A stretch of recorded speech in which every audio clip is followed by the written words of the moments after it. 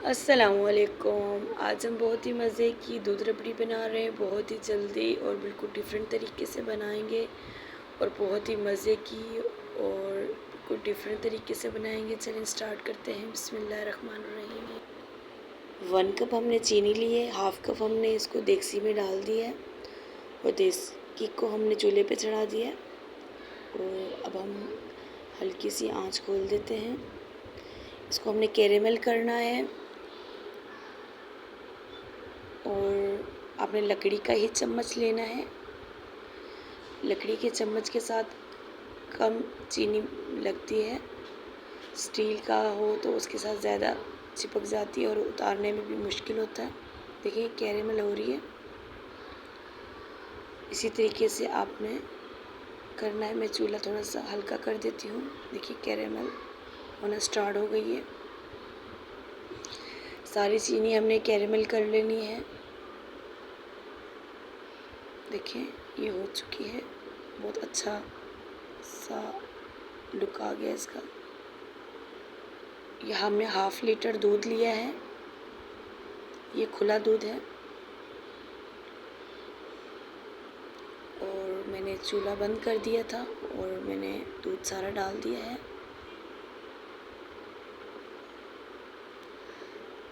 और मैंने दोबारा चूल्हे को मैंने ऑन कर दिया है और देखिए मैं हल्का हल्का चम्मच हिला रही हूँ। जो कैरेमल चीनी हुई थी सारी इसके साथ मिक्स हो गई है। और ये थोड़ा सा मैंने उसी बर्तन में पानी डाल के वो भी मैंने डाल दिया हल्का सा। और मैंने कस्टर्ड पाउडर, वनीला कस्टर्ड मैंने लिया था, इसको मैंने तकरीबन हाफ़ कप पानी में थोड़ी देर मिक्स करके रख दिया था। वनीला कस्टर्ड तो सबको पता ही है, वो मिक्स करके आपने इस स्टेज पे डाल देना है।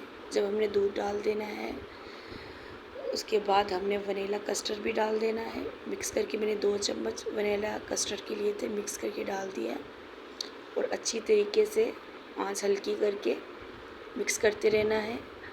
चमचे को रोकना नहीं है वरना गुठलियाँ बन जाएंगी। अच्छी तरीके से इसी तरीके से आपने मिक्स करते रहना है। और थोड़ी देर मैंने ठंडा करने के लिए छोड़ दिया था, आंच बंद कर दी थी और ये ठंडा हो गया है। ये मैंने एक खुले बर्तन में निकाल दिया है। ये तुखमलंगा है, मैंने भर के 1 चम्मच तुखमलंगा भिगो के रख दिया था, तो ये भी मैंने डाल दिया है।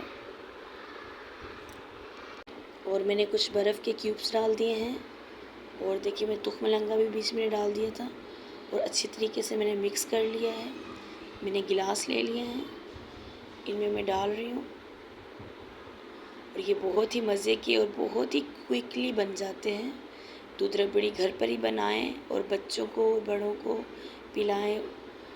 माशाल्लाह मुहर्रम और हराम भी है और तकसीम भी करें न्याज की सूरत में भी।